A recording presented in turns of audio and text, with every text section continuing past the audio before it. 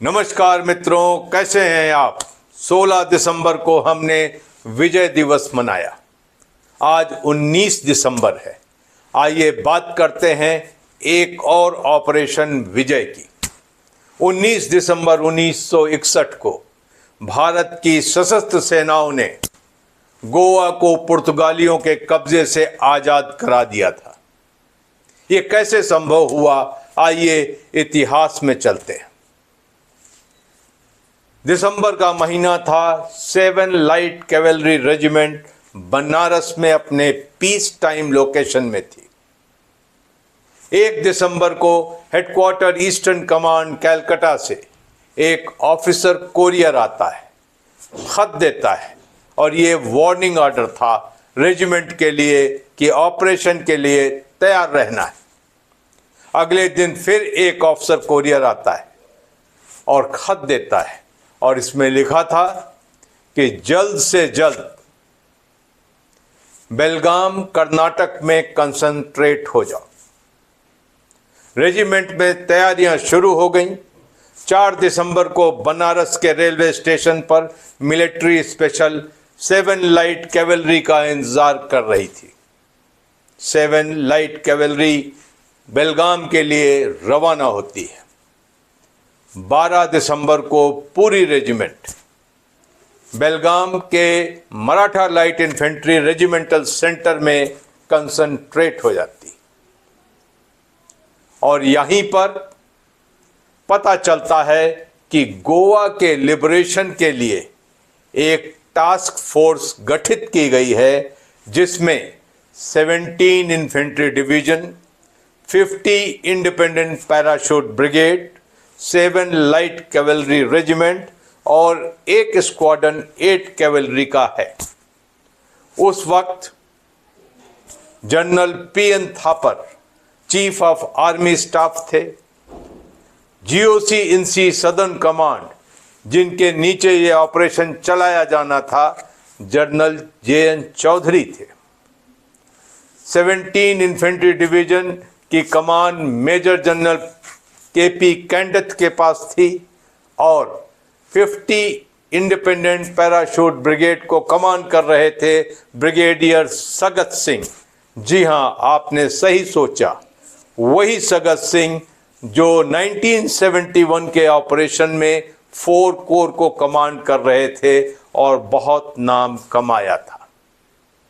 7 कैफ के कमांडर थे lieutenant colonel Bhupinder Singh. तो ये टास्क फोर्स हो गई और 12 तारीख को इसका ऑर्डर्स भी हो गए कि 7 light cavalry 50 independent parachute brigade के साथ 2 एक्सिस पर एडवांस करेगी। और इससे पहले चीफ ऑफ आर्मी स्टाफ ने और GOC in C southern command general JN Chaudhary ने रेजिमेंट को विजिट किया, जवानों से बात की, उनका हौसला बढ़ाया। टास्क फोर्स की बनावट कुछ इस प्रकार थी। रेजिमेंट को डोडा मर्ग में कंसंट्रेट होना था और यहाँ से 2 एक्सिस पर पंजिम के लिए एडवांस करना था। एक था डोडा मर्ग, आसानोरा, तिविम, मपूसा, बेतिम और दूसरा एक्सिस था बिचोलिम, संकुलिम, उसगांव, पोंडा, इल्ला, पंजिम। सदर्न एक्सिस के ऊपर 7 लाइट कैवेलरी रेजिमेंट का अल्फा स्क्वाड्रन और 2 सिख लाइट इन्फेंट्री एडवांस करने वाले थे और नदर्न एक्सिस के ऊपर 50 इंडिपेंडेंट पैरा ब्रिगेड की 2 बटालियंस और बाकी रेजिमेंट इस पर एडवांस करने वाले थे। तो इस मुताबिक प्लान बनाया गया और रेजिमेंट बेलगाम से उठकर सावंतवाड़ी आ जाती है और सावंतवाड़ी में 17 तारीख को उसे डोडामर्ग में आने का आदेश मिलता है। और इस दौरान कमांडर्स ने रेकी शुरू कर दी थी दुश्मन के इलाके में जा करके, और ऐसा पता चला कि दुश्मन यहाँ है और वो मुकाबला कर सकता है। तो इस तरीके से 50 इंडिपेंडेंट पैराशूट ब्रिगेड और 7 लाइट कैवलरी रेजिमेंट ने इस एक्सिस पर रेकी करना शुरू कर दिया। 18 तारीख को सुबह 6 बजे डोडामर्ग से रेजिमेंट कूच करती है। Alpha squadron 2 Sikh light infantry इस एक्सिस पर चली।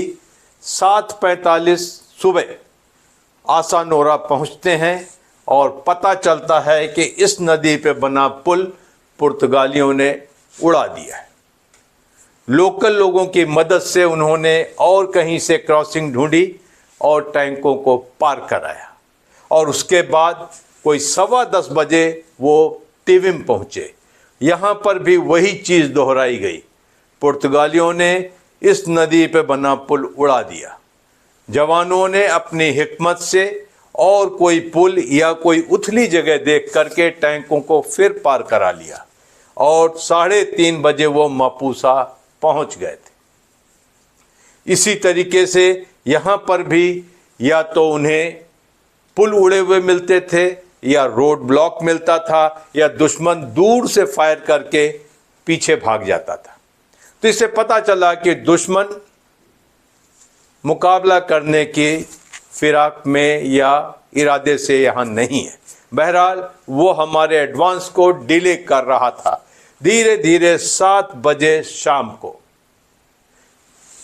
अल्फा स्क्वाड्रन और 2 सिख लाइट बेतिम पहुंच जाते, और यहाँ पर वो देखते हैं कि मांडवी नदी के उस पार गोवा की राजधानी पंजिम की लाइट्स दिखाई दे रही। बीच में मांडवी नदी थी और वो काफ़ी चौड़ी थी, चूंकि यहाँ पर अरब सागर है, और जिसकी वजह से ये सारा इलाका काफ़ी गहरा और चौड़ा था। टैंकों को यहाँ रात के लिए रुकना पड़ा। आइए बात करते हैं कि नॉर्दर्न थ्रस्ट से या एक्सिस से किस तरीके से एडवांस हुआ। आप जानते हैं कि 50 इंडिपेंडेंट पैराशूट ब्रिगेड और 40 स्क्वाड्रन 7 लाइट कैवलरी और रेजिमेंटल हेडक्वार्टर इस एक्सिस पर एडवांस कर रहे थे। यहाँ पर 18 तारीख को रात के 4 बजे उन्होंने एडवांस शुरू किया रात के अंधेरे में, और उसी समय इंडियन आर्टिलरी ने फायरिंग शुरू कर दी। और उसके बाद वो कोई 7 बजे बिचोलिम पहुंच जाते हैं। यहाँ तक दोनों की एडवांस एक जैसी थी। 7:45 बजे आसानोरा पहुंचते हैं, 7 बजे बिचोलिम पहुंचते हैं। लेकिन इसके आगे जब वो सैंक्विलिम पहुंचे तो 8 बजे पहुंच गए, और यहाँ पर उन्होंने देखा कि उस गांव का ब्रिज दुश्मन ने उड़ा दिया। बिचोलिम के पास एक बड़ी इंटरेस्टिंग चीज़ हुई। इंडियन एयर फोर्स के जहाज बमबारी कर रहे थे, रॉकेट मार रहे थे, और उन्होंने हम अपने ही ट्रूप्स पर अटैक शुरू कर दिया। भाग्यवश कोई कैजुअल्टी नहीं हुई, और उन्हें रेडियो सेट पे बताया गया कि ये फ्रेंडली फोर्स है। तब वो वहाँ से गए।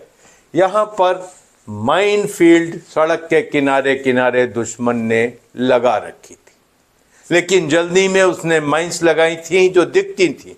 जवान उन माइंस को उठाकर साइड में रखते थे और टैंक और गाड़ियाँ पार होती। यहाँ पर उस गांव में मीडिया नदी के ऊपर बना हुआ ब्रिज उड़ा दिया। लोकल्स की मदद से एक और जगह देखी गई और वहाँ से टैंक पार हुए। लेकिन जब वो पोंडा पहुँचे तो इतने लकी नहीं थे। पोंडा में जो नदी थी वो बहुत गहरी और बहुत चौड़ी थी, और उसके ऊपर का ब्रिज उड़ा दिया गया था। इस नदी के ऊपर 7 लाइट कैवलरी ने एक एक्सपेरिमेंट किया, बड़ी सी नाव को लेकर के और उसके ऊपर टैंकों को रख करके नदी पार की गई और वो सफल रहा प्रयोग। बहरहाल जब यहाँ 7 बजे को टैंक 7 लाइट कैवलरी पहुँचती है तो इसके आगे उनके जाने का रास्ता नहीं था क्योंकि नदी चौड़ी थी। लेकिन ब्रिगेडियर सगत सिंह ने इन्फेंट्री को लेकर नदी पार की और पंजिम की तरफ बढ़ गए। टैंकों को यहाँ रुकना पड़ा, रात के लिए रुकना पड़ा। तो 7 बजे शाम को पोंडा से पहले ये कॉलम रुक जाता है और कोई 7 बजे शाम को ये कॉलम बेटिम पहुंच जाता है। यहाँ पर बड़ी इंटरेस्टिंग बात होती है। Column commander lieutenant colonel Cherian, commanding officer 2 से खिलाई और squadron commander SS Sidhu. SS Sidhu को पुर्तगाली एक पादरी भेजते हैं रात के 10 बजे और एक साथ में सरेंडर का खत देते हैं। इस तरीके से 7 light cavalry regiment Goa operation में पहली रेजिमेंट बनी जिसको कि पुर्तगालियों ने आत्मसमर्पण की चिट्ठी दी थी और उन्होंने अपने जगहों पर सफ़ेद झंडे भी लटकाने शुरू कर दिए थे। मेजर सिद्धू पादरी से बात करते हैं लेकिन रेडियो सेट पे वो न तो अपने कमांडिंग अफसर भूपिंदर सिंह से बात कर पा रहे हैं, न ही वो brigade commander brigadier Sagat Singh से बात कर पा रहे हैं। वो आउट ऑफ कांटेक्ट थे। और करीब 10 साढ़े 10 बजे बेटिम से कुछ लोग आते हैं, सिविलियंस, और वो कहते हैं कि फोर्ट अगवाद में पुर्तगालियों का जेल है और यहाँ पर उन्होंने कोई 60 पॉलिटिकल प्रिजनर्स रखे हुए हैं। अगर आप नहीं जाएंगे तो हो सकता है कि वो पॉलिटिकल प्रिजनर्स को मार डालें। मेजर सिद्धू ने उसी समय कुछ अफसरों को इकट्ठा किया, एक ट्रक ली और वो फोर्ट अगवाद जेल पे गए। और इसी समय पंजिम में 18 तारीख को आत्मसमर्पण हो चुका था। फोर्ट अगवाद जेल के सामने गेट पर जब गार्ड से बात कर रहे थे उसी समय फोर्ट अगवाद के अंदर से दुश्मन ने इस पार्टी पर अटैक कर दिया। मशीन गन के फायर और मोटर फायरिंग शुरू हो गई। पार्टी छोटी थी, इसके लिए तैयार नहीं थी और ट्रक जो लेके आए तो उसमें आग लग गई। उसके बाद भी पार्टी ने मुकाबला जरूर किया लेकिन इस हमले में 2 ऑफिसर्स मारे गए। Squadron commander major SS Sidhu स्वयं और लेफ्टिनेंट सहगल दोनों इस हमले में फोर्ट अगवाद के सामने मारे गए।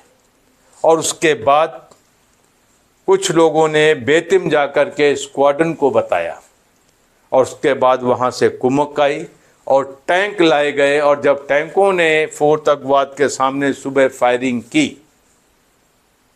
तो फोर्ट अगवाद में पुर्तगीज के जो कोई 60 लोग थे और यहाँ का फोर्ट कमांडर था, उन्होंने आत्मसमर्पण किया। और उसके बाद 7 लाइट कैवलरी रेजिमेंट के एक यंग अफसर 2nd लेफ्टिनेंट आर.डी. लॉ ने वो आत्मसमर्पण लिया। बहरहाल एक छोटा ऑपरेशन था, बड़ी स्पीड से ये ऑपरेशन किया गया। 30 किलोमीटर की डिस्टेंस एक दिन में कवर की गई। रास्ते में ऑब्स्टिकल थे, रास्ते में दुश्मन ने रोड ब्लॉक्स लगाई थी, माइंस लगाई थी और पुलिया को उड़ा दिया था। उसके बाद भी ये ऑपरेशन सक्सेसफुल रहा और यहाँ पर पुर्तगालियों का आत्मसमर्पण 7 लाइट कैवलरी ने लिया और उसी रात शाम को पंजिम में पुर्तगाली सरकार ने आत्मसमर्पण कर दिया था। 19 तारीख को पोंडा से 40 स्क्वाड्रन और 50 पैरा ब्रिगेड की पूरी नफरी पंजिम पहुंच जाती है और इस तरीके से ये ऑपरेशन ख़त्म हुआ।